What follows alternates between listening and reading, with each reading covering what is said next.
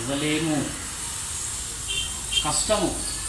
మనం ఒక 50-60 వేల ఫోన్నే మనం దానం చేయలేకపోతున్నాం. అట్లాంటిది ఇచ్చినప్పటి నుంచి పెంచి పెద్ద చేసి చదివించి ఉన్నత స్నేహాన్ని ఇస్తారు. ఆషామాషి కాదది. కన్యాదానం వేయడం అంటే కానీలే అమ్మాయి యొక్క తర్వాత వేయడం అట్లా లేదు పరిస్థితి. కన్యాదాత చాలా గొప్పవాడు. ఇప్పుడు మన తెలంగాణ ప్రాంతం ఏంటంటే అబ్బాయి వాళ్ళు గొప్పవాళ్ళు, అబ్బాయి వాళ్ళు గొప్పవాళ్ళు కాదు. ఇస్తున్నాడు ఎంత అది చాలా గొప్ప విషయం. అది ఇచ్చిన వాళ్ళకి తెలిసింది. అది నేను అమ్మాయి పోతుంది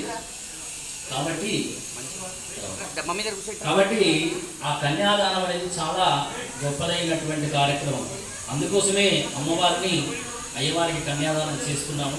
ఈ కన్యాదాన సమయంలో గోదానము, భూదానము, హిరణ్యదానము, సువర్ణదానము, వస్త్రదానము, ఆజ్యదానము, లవణదానం ఇలా 10 దానాలు ఇస్తారనమాట. భూదానం